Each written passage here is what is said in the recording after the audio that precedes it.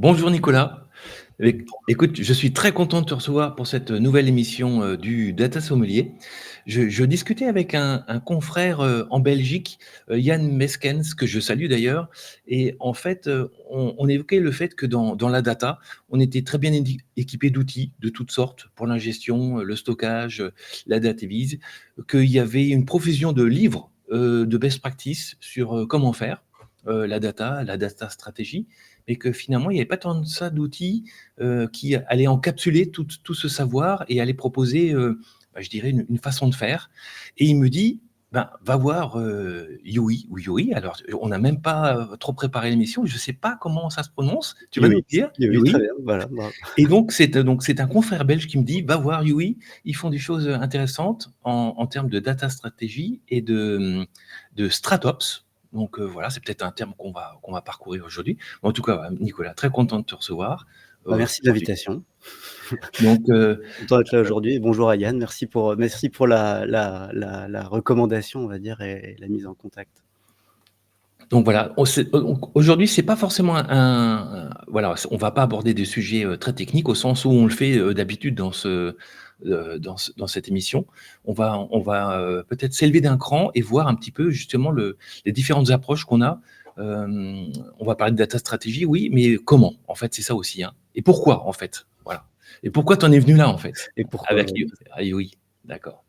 Bon voilà, bah, à toi le micro, Nicolas. Eh ben, merci. Non, merci beaucoup pour l'introduction. Effectivement, et c'est souvent la remarque qu'on me fait sur les salons ou quand je croise des gens, c'est de dire il y a énormément aujourd'hui, d'outillage technique pour faire de la data, pour faire de l'IA. Mais de manière générale, enfin, je crois pas qu'il y ait une entreprise, ces 15 dernières années qui ait échoué sa stratégie, data ou sa transfo parce qu'elle avait choisi le mauvais outil ou parce que, ils avaient pris, Databricks au lieu de au lieu de GCP ou Dataiku à la place de Azure et cetera. Et c'est toujours, voilà, c'est toujours un sujet de comment justement on va reconnecter, la partie outillage, la partie operating model, la manière dont on délivre avec la stratégie pour, voilà, pour se mettre en œuvre et vraiment, délivrer des choses. Et c'est toujours la partie qui m'a, on va dire, travaillé et sur laquelle, justement on s'est focalisé. C'est la raison pour laquelle j'ai créé Yui. C'est ce sujet de comment on reconnecte la stratégie avec la manière dont on délivre les produits et voilà, c'est ça le point de départ, donc ça fait D'accord. écho avec ce que disait Yann. D'accord, donc c'est de la best practice, mais c'est aussi des histoires, une histoire d'homme, en fait, hein, aussi, c'est ça, de process et d'agencement de tout ça, en fait? C'est tout à fait, c'est des pratiques, enfin, c'est toujours un peu un triptyque, hein, c'est un sujet d'homme, comment on amène les gens dans la transformation, comment on aligne les travaux de différentes personnes, parce que j'allais dire la data et l'IA, c'est un sport d'équipe. Ça demande, c'est probablement ce qui demande le plus de contribution à l'échelle d'une organisation. Et ensuite, bah, il y a un sujet d'outillage, hein, qui est ce qu'on amène avec Yui, qui est au service de pouvoir, mener ces travaux ou cet alignement à l'échelle. Parce que finalement, dès qu'on parle d'une grande organisation, on va retrouver ces compétences ou les contributeurs dans différents pays, dans différents départements, dans différents business units et cetera. Et donc, il y a un vrai sujet de comment on crée, la visibilité, l'alignement pour que cette, collaboration fonctionne, quoi. D'accord. Alors il y a des grands concepts, hein, les buzz, on les connaît et toi, tu te places au-dessus, de ces buzz. C'est ça. Alors, c'est effectivement, moi, des fois, je commence comme ça avec ces mots-clés dont on parle beaucoup aujourd'hui, qui sont des patterns, alors de nature assez différente. Alors, j'ai mis volontairement, c'est un peu des choux et des carottes quand on les met comme ça. Hem, mais on parle beaucoup dans les conférences de data mesh, de data product, de GenAI. Bon, GenAI, c'est dur de passer à côté, de passer à côté en ce moment. Ouais. Et souvent, c'est un peu trop présenté comme, comme on a des marteaux assez gros, tous les problèmes ressemblent à des clous, c'est des solutions à tous les problèmes. Alors qu'en fait, ce sont des solutions, c'est des choses qui répondent à des besoins. Et donc c'est pareil, si on crée un data mesh sans savoir pourquoi, bah, on va juste avoir, une architecture compliquée. Ou enfin, la question, c'est comment on va en faire quelque chose qui est vraiment efficace, qui va réellement résoudre les problèmes qu'on cherche à résoudre. Hem l'approche data product, c'est pas juste, mettre un label produit sur un dataset, ça vient avec aussi des méthodologies et des rôles et des responsabilités qui font qu'on va pouvoir s'en servir et puis bien sûr GenAI, c'est une technologie puissante mais qui, mal maîtrisée peut aussi, amener un certain nombre de risques ou de problèmes, enfin de surcoûts ou d'hallucinations dont on parle et cetera. Donc il y a toujours ce sujet de comment on met le bon outil en face du bon problème et de pas être, aveuglé par le fait que, voilà, juste parce qu'on adopte le data mesh, on va réussir sa transformation data. Si c'est juste un pattern technologique, ça marchera pas, quoi. D'accord, d'accord, donc bon, data mesh, data product, c'est vrai qu'on en parle beaucoup. GenAI, impossible de passer à côté. Donc à un moment donné, on se comment dire ça? Il y a une stratégie qui se met en place. Tu interviens à quel moment, toi? C'est-à-dire que tu es dès le départ ou en fait, où tu accompagnes les sociétés dans ce qu'elles ont déjà et puis tu optimises, tu peaufines? Alors c'est un peu les 2. Il y a pas tellement enfin, on pourrait dire il y a un moment idéal, c'est de commencer au début, mais le monde idéal est toujours, voilà, hem et un peu élusif. Donc en fait, on commence là où sont les organisations, là où sont les clients. Donc il y a différents je vais dire, j'ai 2 grands cas d'usage. Il y en a un qui est, généralement un nouveau CDO qui prend, ses fonctions, qui crée son data office. Donc je ne veux pas dire qu'il y avait pas de fonction data avant, mais en tout cas qui vient avec une et qui a assez tôt besoin de se dire: «Comment je vais incarner, ma D'accord. stratégie? Comment je vais m'assurer d'embarquer les métiers, d'aligner ce que je veux, de démontrer la valeur?» enfin de vraiment, incarner le data office ou la transformation data IA. Ce qui est important pour éviter un peu le le syndrome tour d'ivoire des fois, qui a pu arriver, c'est de se dire, il y a des gens là-bas on a mis à animer et qui finalement, communiquent pas aussi assez sur leur, transformation. Donc ça peut être un sujet au début et de se dire, bah, assez tôt, on va, rassembler nos cas d'usage, rassembler nos priorités stratégiques, montrer comment on priorise et puis montrer nos sujets très tôt. Et puis après, il y a un autre pattern qui est plutôt plus tard, où il y a déjà des choses qui ont été faites et on va dire, il y a une forme de souffrance dans la capacité justement de passer à l'échelle et de réellement arriver à être plus efficace dans ces différents travaux. Donc que ça soit, comment on délivre la valeur, que ça soit, comment comment dire? Comment on gère la conformité. Donc typiquement, ce genre de problème-là qu'on voit sur l'écran, c'est-à-dire de se dire: «Aujourd'hui, quand on veut passer à l'échelle», justement, c'est des facteurs organisationnels qui sont, voilà, comment on montre aux gens qu'on a bien priorisé, comment on montre aux gens qu'on a créé la visibilité, l'alignement. Alors l'alignement, il peut être, par exemple, j'ai vu plein d'organisations où le même projet est fait 2, 3, 4, 5 fois, dans différents départements ou dans différents pays, et donc c'est un problème de visibilité parce qu'on n'a pas les moyens de mettre en commun les investissements ou, que les équipes data travaillent sur les bons sujets pour alimenter une équipe qui va le consommer au niveau de l'IA. Enfin, il y a plein de sujets comme ça et donc voilà, donc soit on commence tôt et on va essayer de mettre en place les bonnes pratiques pour éviter ces écueils, soit ça arrive un peu plus tard et à ce moment-là, ben, on est sur la gestion du changement et petit à petit on y va. Donc il y a plein de modèles différents qui changent aussi en fonction des modèles d'organisation. Parce qu'on voit des organisations qui sont très centralisées sur la data ou l'IA, ou enfin, parce qu'elles sont très centralisées dans la manière dont elles fonctionnent.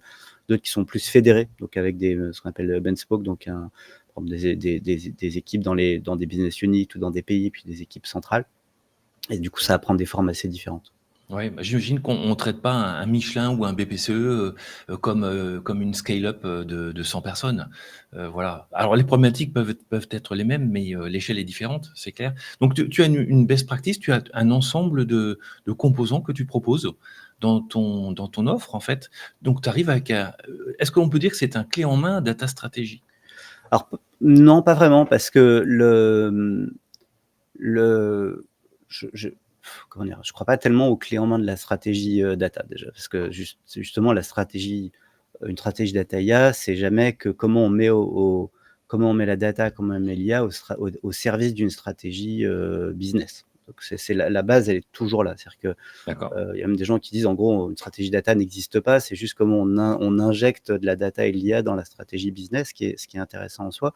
Après on a besoin de le traiter comme tel parce que ça demande des investissements, des connaissances, et cetera. Mais il n'y a pas de sur-mesure et parce que justement, la manière dont la stratégie est définie, ce qui est critique pour une organisation ou une autre est assez différente et le niveau de maturité est différent. Donc ce qu'on sait depuis le début, avec Yui notamment, c'est que si on essaye, d'amener un outil qui est, one size fits all, enfin vraiment à tout le monde, en fait ça marche pas parce qu'on n'aura pas l'adoption. On aura Ah soit quelque d'accord. chose de simpliste pour des gens qui sont matures, soit quelque chose de bien trop compliqué pour des gens qui ne le sont pas et donc il faut que la manière dont on anime la stratégie évolue avec la maturité des gens avec qui on travaille et donc on voit aussi, des vrais chemins de maturité chez nos clients, hein, donc on fait ce chemin avec eux et donc une des enfin, l'assurance qu'on nous on apporte, c'est plutôt une boîte à outils de D'accord. bonnes pratiques, qu'on va pouvoir, prendre en fonction des priorités et puis, voilà, la clé, c'est que ça soit,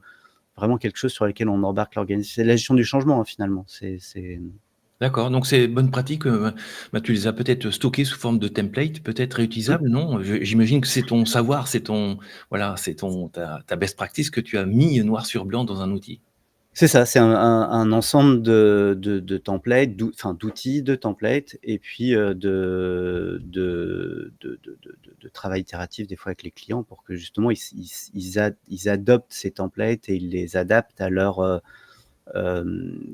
à leur vocabulaire aussi parfois. Ouais. Par exemple, même quand on parle d'un data product, la définition comment dire? Du périmètre, d'un produit est assez différent d'une organisation à l'autre. Donc, au final, pour des bonnes et des mauvaises raisons, les gens ont pas le même vocabulaire. Il y en a qui utilisent une approche par use case, d'autres qui utilisent une approche c'est des demandes qui viennent alimenter des produits ou on va se retrouver avec encore parfois des approches purement projet. Enfin, il y a toujours des choses et donc, voilà, il y a là où on veut aller et là où les gens sont et donc il faut pas se tromper des fois. C'est pareil, c'est si on essaye d'aller trop fort, sur certaines dimensions, les gens ne sont pas prêts.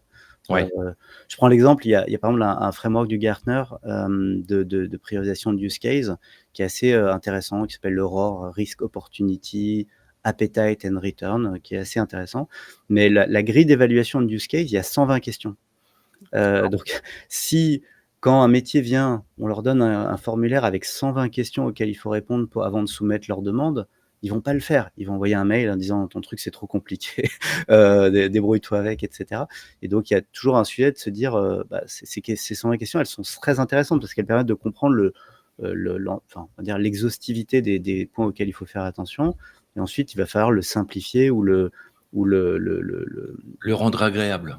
le rendre agréable par étapes, le découper et cetera pour que ça soit un chemin que les gens puissent faire, que ça soit pas un repoussoir, voilà. Oui, c'est ça, ouais. Mais est-ce que c'est pas ça qui fait que les projets de gouvernance, quelque part, traînent?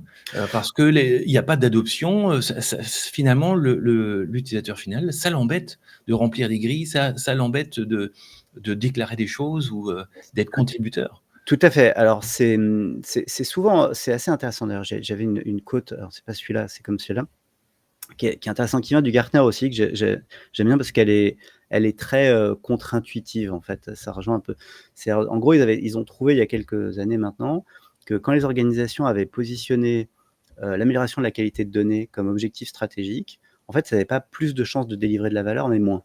Ouais, Et donc ça, c'est très contre-intuitif pour plein de gens. Moi, il y a plein de gens qui m'ont dit: «Mais ton slide, Nicolas, il est faux, c'est pas possible. Là, on sait tous que la qualité de données, c'est important, donc forcément, si on investit dessus, ça apporte de la valeur». Et bien sûr, la qualité de données, c'est important, mais le problème, c'est que si on le fait comme un sujet administratif, comme c'est un ça. but en soi, la probabilité qu'on ait mis en place ce qu'il faut pour apporter de la valeur est en fait assez faible. C'est un peu, l'aiguille dans une botte de foin. Et donc ça amène un peu à ce sujet qui rejoint exactement ce que tu dis. C'est, que là, les prédictions, c'est dire, en 2027, 80 des initiatives de gouvernance auront échoué, 75 des produits, data IA, seront inutilisés, ce qui est un taux de déchets, assez inconcevable dans l'absolu, et donc on n'arrive pas à délivrer de la valeur. Et donc effectivement, le sujet, c'est que la gouvernance, quand elle est déployée comme un but en soi, bah, ça marche pas parce qu'en Ouais, fait, c'est de l'administratif, quoi. C'est de dire aux gens, on a un nouveau CERFA à remplir, c'est ça.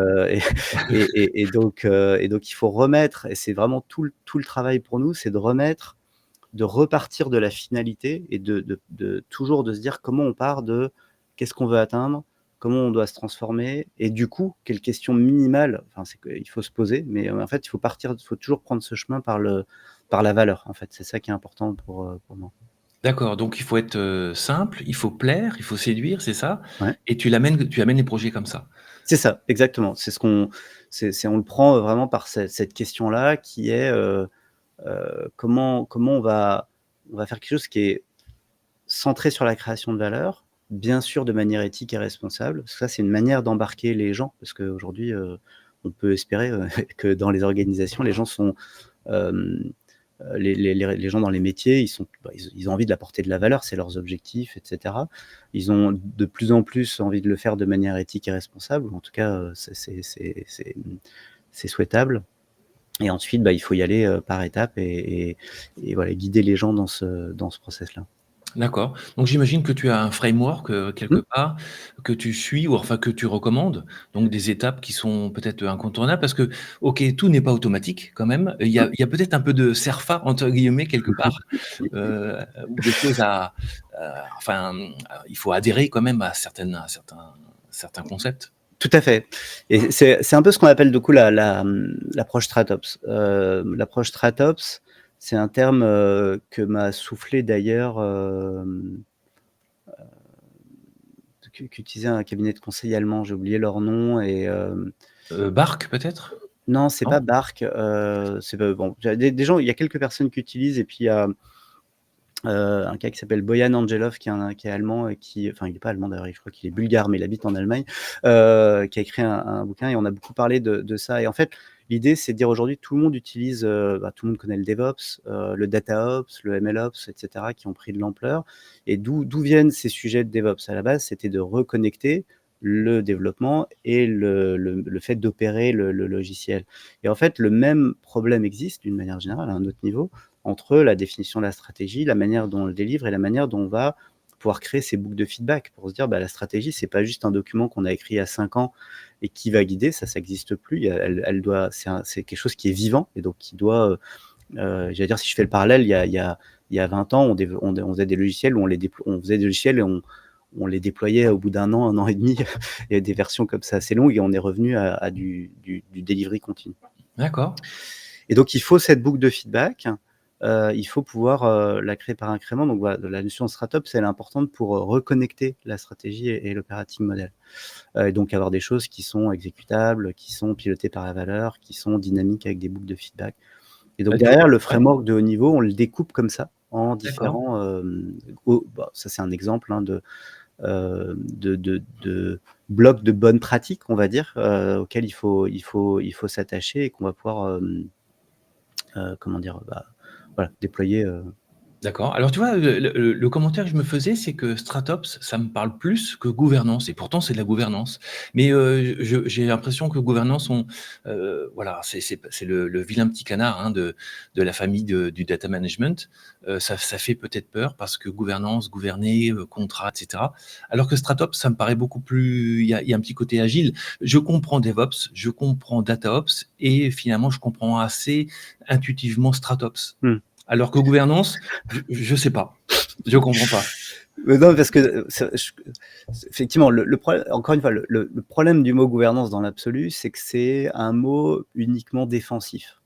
C'est-à-dire qu'on est dans, comment ça s'appelle? C'est le département risque et conformité, donc c'est un côté un peu, rébarbatif, administratif et cetera, alors que c'est nécessaire, hein Ouais, et donc tout l'enjeu pour nous, c'est toujours comment on remet ça dans justement, cette optique de, comment on fait pour délivrer de la valeur? Comment on fait pour aller vite? Mais comment on fait pour le faire de manière, sûre quoi, en gros, enfin sûre, ou maîtriser, ce qu'on fait, et donc Hem et donc c'est voilà, c'est important de remettre tous ces travaux ouais, de gouvernance, de contrôle et cetera, dans un cadre qui est orienté sur la création la création de valeur. d'accord, d'accord. Donc je vois stratégie, opération, donc tu déclines après, à chacun des pavés. Voilà. Impact assessment, là je pense que là ce sont des travaux, hein, ce sont des travaux pratiques que tu exerces avec, les équipes, data et tu vas aller chercher, tu fais le discovery pour chacune de ces étapes?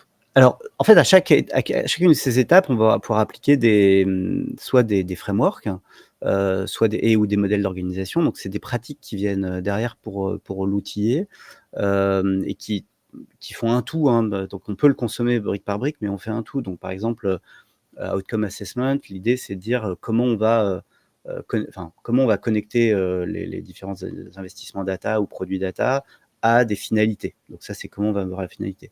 La partie risque et guidelines, c'est effectivement comment, de manière très pratique, on va pouvoir estimer les risques pour intégrer la faisabilité, et est-ce que la balance risque-valeur est au rendez-vous.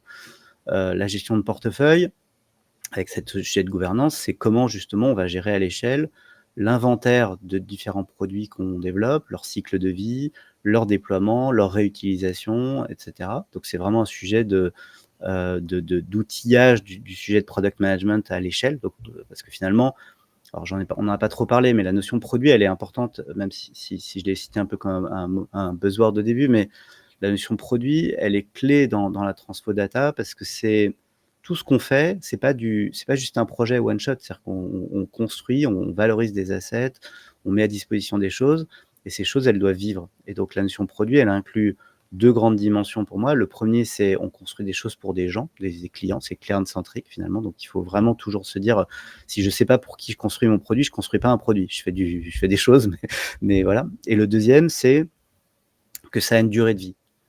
Et donc on peut pas juste le prendre et le jeter dans la nature, il faut D'accord. pouvoir le monitorer dans le temps et c'est les 2, on va dire les 2 grands piliers, hein, qui vont tirer un peu tout ce qu'on va avoir, derrière.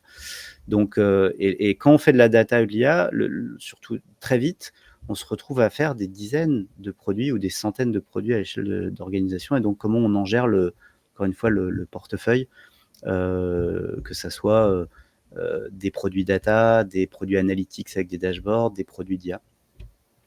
Voilà, et puis après la dernière étape de la partie comme ça un peu stratégie, c'est le sujet de mesure. C'est-à-dire se dire à la fin, comment on va mesurer, l'avancement, le succès et cetera pour vérifier que les outcomes, donc les impacts attendus sont au rendez-vous. Et c'est un sujet qui est pas simple à mesure parce qu'effectivement on peut mesurer, la qualité de données, on peut mesurer l'usage d'un produit, mais puis on peut mesurer l'impact sur des OKR par exemple ou encore, un impact financier. Donc il y a plein de manières de le faire qu'il faut articuler, pareil en fonction de la maturité. D'accord. Bah, c'est intéressant parce que bon, il y a récemment, j'ai écrit un petit papier où, je donnais un exemple, c'était dans une vie précédente. Un jour, on m'appelle et on me demande: «Est-ce que votre outil fait du fuzzy matching?»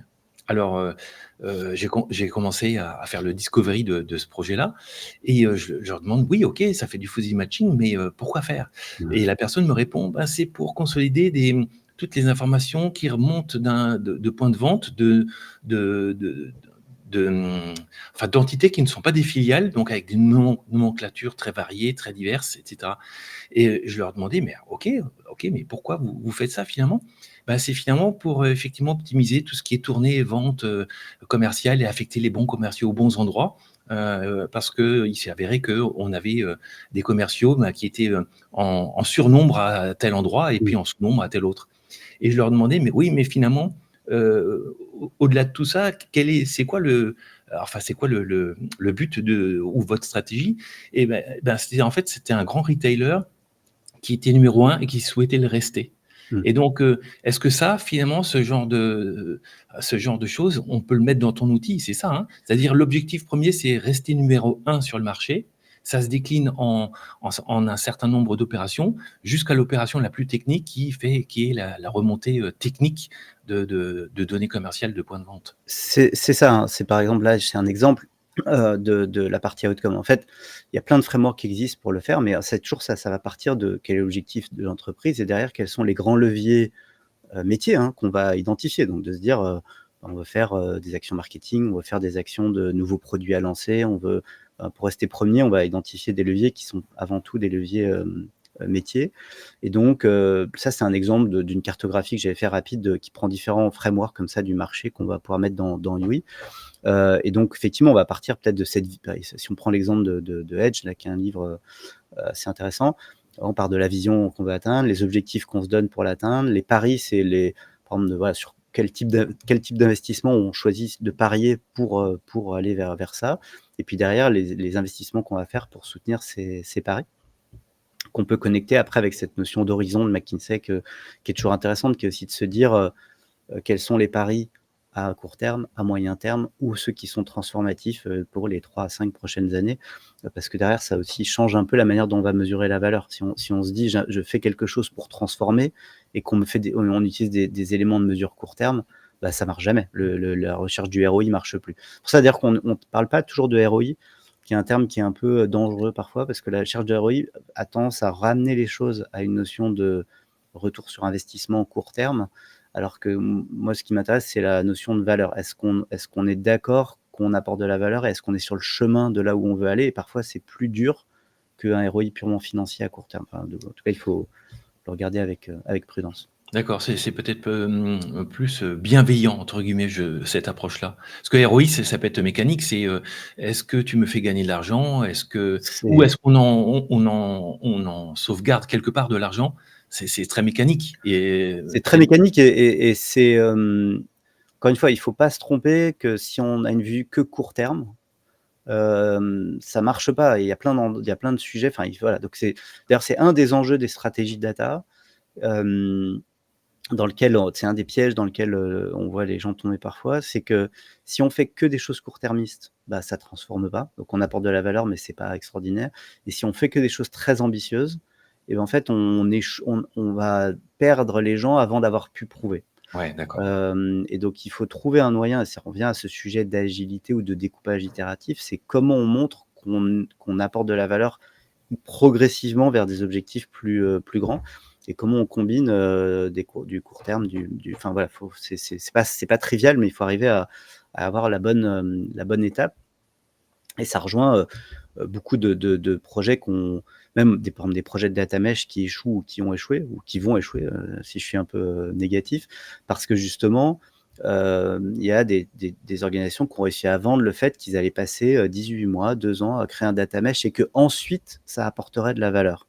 Et ça, c'est une quête un peu élusive de se dire, comment on peut attendre, aussi longtemps avant donc on Ouais, construit des fondations, construit des fondations, construit des fondations. Mais et puis au moment où on l'utilise, on s'aperçoit que, bah, les fondations, c'était pas les bonnes. Enfin, si on ne sait pas ce qu'on veut construire, c'est compliqué de construire des bonnes fondations.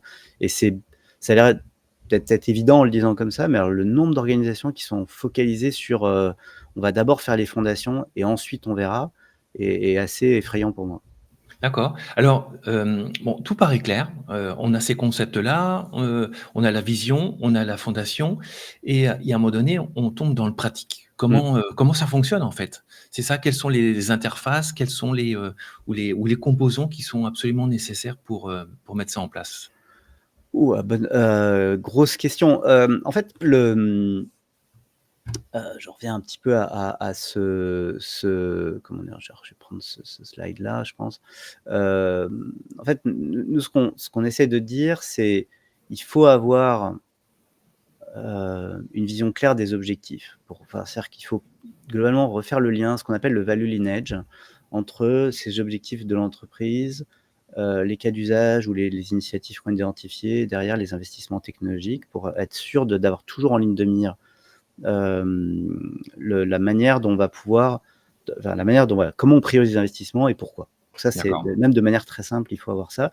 Et autour de ça, on va pouvoir, j'allais dire, broder ou enrichir, petit à petit en grandissant, justement, comment on va plus loin dans l'estimation de la valeur, comment on va évaluer les risques ou les contrôler dans le temps, comment on va mesurer, comment on va gérer le cycle de vie, etc. Donc c'est toujours un sujet avec plein de petites briques, hein, mais il faut y aller par étapes. Mais c'est vraiment important d'avoir cette vision. Toujours, comment je raccroche toujours mes travaux techniques finalement à pourquoi? C'est la question que tu posais au début, C'est c'est ça. le pourquoi. Si on ne sait pas répondre au pourquoi, j'allais dire, il faut vite arrêter, et se poser cette question, et une fois qu'on y a répondu, on reprend, parce que sinon, ça marche pas. Et donc les outils, alors après, ça peut prendre des formes assez, comment dire?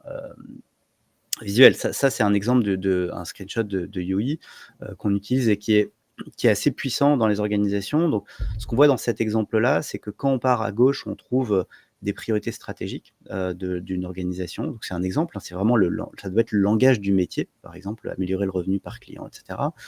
Au deuxième niveau, on a mis ici alors là, c'est pas animé sur ce screenshot, mais en gros, on va pouvoir voir même le détail, et cetera, d'avoir, quels sont les KPI qu'on va utiliser pour mesurer ça, ou des OKR. Donc de se dire, par exemple, le churn, ou la satisfaction client, ou le NPS, et cetera.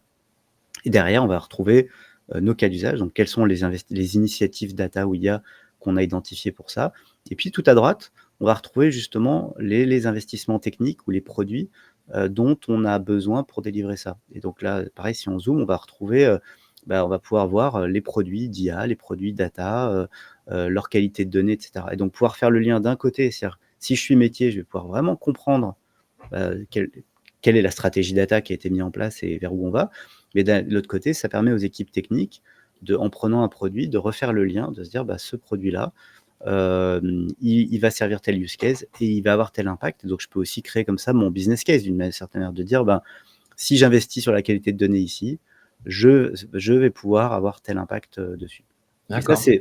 Donc, c'est important, quoi. c'est ce que tu appelais ta chaîne de valeur, c'est ça? Ou C'est ton value lineage? C'est Value Lineage, ou voilà, ou D'accord. Business Lineage, c'est vraiment, c'est très complémentaire de ce qu'on trouve dans certains data catalogues qui sont le Data Lineage.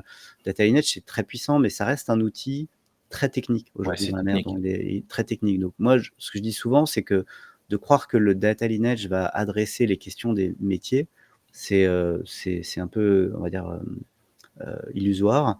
C'est un outil de debugging, c'est un outil indispensable pour justement, comprendre, tracer certains traitements, mais c'est pas un outil de communication. Et donc là, ce qu'on crée avec le Value Lineage, c'est plutôt un outil de communication et d'alignement, et qui est assez puissant, et qui permet justement de sortir un petit peu, typiquement, ce que j'entends le plus dans des conférences, en discutant avec des gens, c'est, «Ah, mais on n'arrive pas à embarquer le COMEX sur la qualité de données», par exemple. Je pense que Ouais. tu en as déjà entendu parler.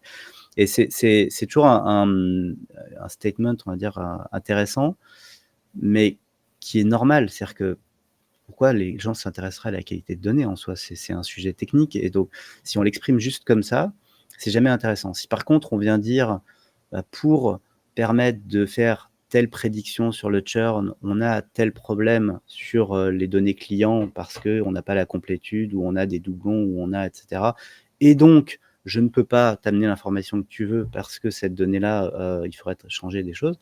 Là, on peut avoir une conversation, structurée, de se dire: voilà, c'est pas juste, je ne me plains pas d'un problème générique de qualité de données, je t'explique, que la valeur que tu veux, tu l'auras pas tant que tu auras pas résolu tel problème. D'accord. Ouais, donc très très simple à comprendre. Mmh. Donc côté gauche, c'est du déclaratif, venant du métier, enfin des Mmh. métiers, et côté droit donc c'est la partie, plus implémentation technique, Mmh. et je me posais la question de comment tu cette boucle de feedback, comment elle s'opère réellement? Parce que, OK, tu fais des runs de processus certainement, tu captures des éléments, ou ça reste aussi du déclaratif à ce moment-là?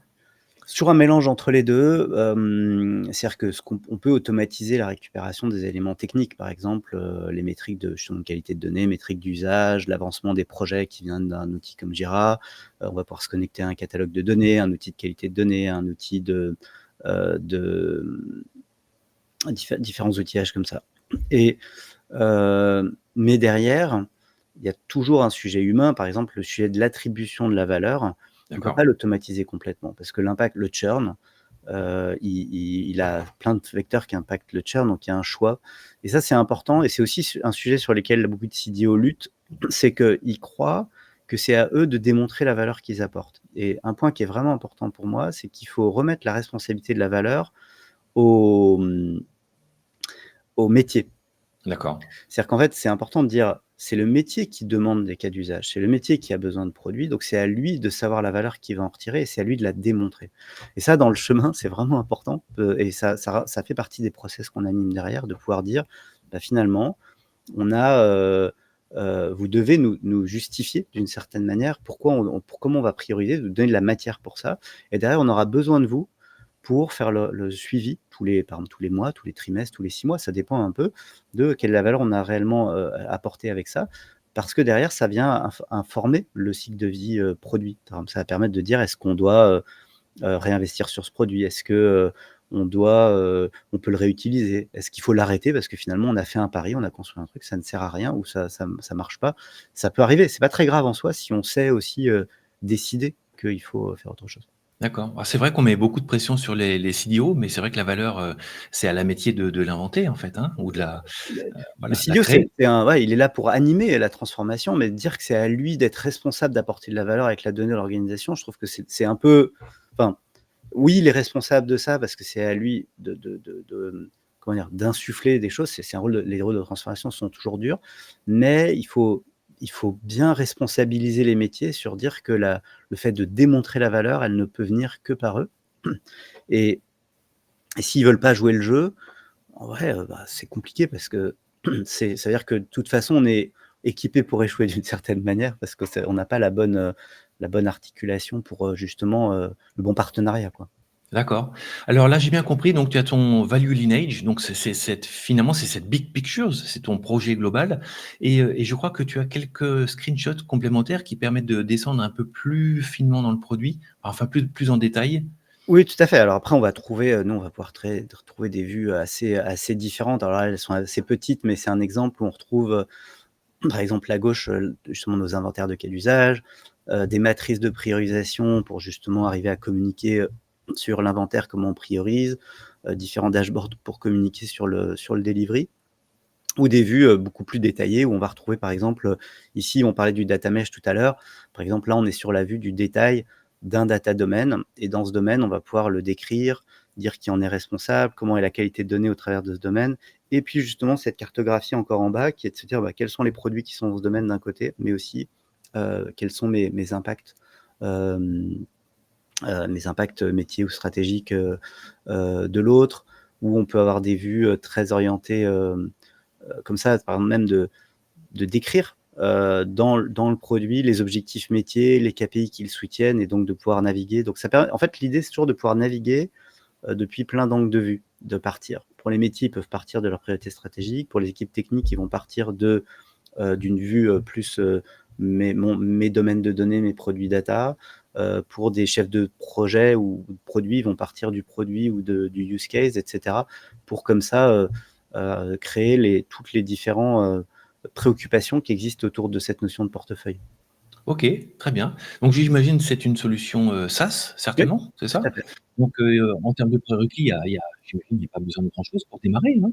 Non, non, alors c'est tout l'intérêt, c'est que c'est justement, c'est en SaaS, donc c'est vraiment rapide à commencer et on va pouvoir onboarder comme ça, progressivement, les différents utilisateurs, les différentes fonctions métiers, les différents et déployer, ces briques, avec nos clients et c'est tout l'intérêt de vraiment pouvoir, très rapidement récupérer, bah, l'existant de la stratégie. Alors on va récupérer des bouts de PowerPoint, des bouts d'Excel, des C'est bouts ça.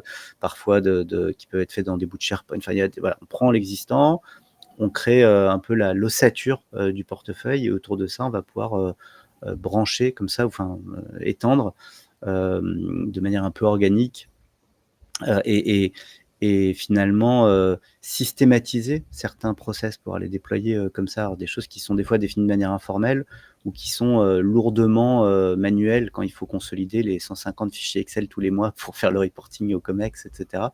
Bah, finalement là, ça devient beaucoup plus, naturel, quoi. Bon, bah, super. Alors je vois le temps qui défile, mais j'ai encore une petite question. Comment tu vois l'adoption de ce genre d'outils, par rapport au marché aujourd'hui? Et quel est le profil idéal d'un client pour toi aujourd'hui? Ou quels sont les plus curieux qui travaillent avec toi, aujourd'hui? Alors c'est intéressant parce que nous, 2 sujets. Nous, on travaille essentiellement avec des relativement grandes entreprises, parce que justement, on estime que, il y a besoin d'une certaine complexité organisationnelle, d'une certaine ampleur du programme pour justifier de l'outillage. Bon ça, c'est toujours le sujet. Même si on arrive à packager, maintenant, des choses pour des organisations plus petites avec des choses sur mesure, enfin, des templates justement, de points de D'accord. départ qui sont adaptés à ça. Hem et par contre, on a des clients qui vont être vraiment dans toutes les industries. Donc, ça va, des télécoms à l'énergie, en passant par, l'industrie, le retail et cetera. Donc c'est assez varié. Il y a pas vraiment de sujet, spécifique à une industrie et l'enjeu, elle est toujours celui-là, c'est de se dire: «Est-ce qu'on a un programme de transformation et si oui, comment je le pilote effectivement et comment surtout je le pilote, non pas comme un projet technologique, mais comme un projet de transformation de l'entreprise. À partir du moment où il y a cette ambition-là, aujourd'hui, Globalement, les gens ont pas d'outillage adapté à ça. Ils ont tous leurs outils techniques d'un côté, ils ont des outils de delivery comme Jira de l'autre. Et puis le CDO ou le Chief Data and AI Officer, etc., ou le directeur de la transformation, il est un peu nu d'équipement. Ouais, c'est ça. Et donc, il compense par ce que j'appelle parfois Excel et la sueur des consultants. Ouais. Donc, pour le faire, et c'est là où le cas est un peu idéal pour nous, et c'est toujours là où on rentre, voilà, pour incarner, encore une fois, cette notion de transformation. D'accord. Donc ce marché, Stratops, c'est porte ouverte pour 2025, c'est ça? C'est quelque chose qui a Tout à fait, ça prend de la forme, et ça prend de la forme aussi avec l'essor justement de la notion de data product management, qui est important, parce que finalement les gens, enfin, l'organisation commence à adopter cette notion d'approche produit. Et l'approche produit, elle est très structurante, parce que justement, ça demande à se dire comment on le gère dans le temps, comment on gère les demandes, comment on le route, comment on se crée ce portefeuille produit. Et donc, voilà. Mais nous, ce qu'on dit, ce qui est important, c'est que voilà, c'est pas juste du product washing, c'est pas juste d'appeler produit ou un packaging de choses techniques. Il faut vraiment pouvoir le gérer de bout en bout, et c'est ce qu'on, voilà, au-delà de l'appeler de manière un peu technique, data product management, c'est vraiment de dire c'est l'approche Stratops, et qui est bien sûr construit sur différents produits. D'accord. Allez, dernière question. Comment tu en es venu là? J'imagine que c'est une maturation de beaucoup de choses, parce qu'on n'arrive pas enfin, sur ces segments Stratops comme ça, par hasard. C'est oui, alors moi ça fait 25 ans que je travaille dans le monde du logiciel, ça, et toujours pour des grands comptes, et juste avant de créer UI, j'étais dans un cabinet de conseil, et justement, ce que j'ai vu chez la plupart des grands comptes avec lesquels on travaillait, c'est qu'ils ont souvent été démunis comme ça, de se dire: «Bah, on a fait appel à un grand cabinet qui nous a fait une stratégie data, une stratégie IA». Et derrière, ils récupèrent un magnifique PowerPoint de 160 slides avec plein de choses intéressantes dedans, mais ça vit pas, et donc ça, C'est c'est ça. toujours un vrai D'accord. problème pour moi. J'ai toujours, un peu, un gros problème avec ce sujet de dire, comment on en fait un élément vivant, la stratégie, ça c'est le 1er sujet, et deuxièmement, ils savaient pas comment l'articuler avec le delivery derrière. C'était un peu sec toujours de ça, et donc du coup, vous voyez vraiment ce gap toujours existant entre, d'un côté, plein d'équipes techniques qui font exactement ce que tu disais. On met en place de la data gouv, on déploie un catalogue, on déploie une plateforme data, et cetera, donc ils font des choses, mais il y a pas de lien, en fait. Donc à la fin, si on veut se dire: «Mais pourquoi vous avez fait ça? Et en quoi ça s'est aligné?» Il dit: «Bah oui, mais en fait, on a mis en place les fondations pour», mais il y a rien qui permet vraiment de l'aligner, et ça a amené aujourd'hui à énormément d'échecs, hein. Enfin, on peut le dire, de data lakes qui ont été créés, qui servent à rien, de produits data. Je discutais avec un CDO il y a pas longtemps, il m'expliquait, il a 20 000 dashboards, Waouh! plus de 80 ne sont enfin, plus de 90 ne sont jamais utilisés. Ouais. Mais plus intéressant, il me disait: «Ça fait 6 mois que je suis là, 80 des demandes qu'on a reçues, c'est pour des dashboards, un qui existent déjà, et 2 qui sont jamais utilisés». Ouais. Et donc du coup il y a un vrai c'est assez, perturbant, on va dire, en soi, comme, donc c'est un peu toutes ces anecdotes-là qui arrivent à se dire: «Bah, voilà, il y a plein d'outils extraordinaires qui existent sur le marché pour faire de la data et faire de l'IA», et pour autant, de manière assez, on va dire, laconique, il y a pas beaucoup d'organisations qui réussissent leur transformation, data, et donc c'est encore une fois, c'est ce problème-là qui me et le fait qu'il y ait un gap, hein, voilà, qui m'a inspiré, on va dire. Bon, bah, écoute, merci Nicolas de nous avoir présenté, cette, solution qui s'appelle Yui, c'est ça? C'est C'est ça. le même nom que la société. Voilà, bah, c'est super de savoir que ça existe. C'est français, vous êtes combien, chez Yui? On est une dizaine de personnes. D'accord. On est français, on a toute l'équipe qui est en France, et mais on a des clients, en Europe, hein, en France, en Angleterre, en Italie, donc Bon, voilà. mais super, merci Nicolas et bien à très bientôt pour la suite Et des opérations. Je serais merci très curieux de beaucoup. continuer à suivre la société et puis, voir les cas d'usage et pourquoi pas faire un témoignage d'un client. Je sais que tu es intervenu au big data avec, je sais plus Avec quel client, mais Mouette Tennessee qui va ouais, c'est parler ça, avec nous à Big Data, et qui ont un super cas d'usage sur la justement sur le data product management, en gros. Comment, ils utilisent UI pour, faire leur, inventaire de besoins, la priorisation, toute la phase budgétaire, et puis derrière, le lien vers les différents data products et la manière dont et puis le suivi de la valeur derrière, bien sûr. D'accord. Bah, écoute, merci Nicolas. Très curieux et impatient de connaître la suite de l'histoire. Bah, merci beaucoup pour cette invitation, et très, très heureux d'échanger avec toi et effectivement, on reste en contact. Merci, à bientôt. Merci.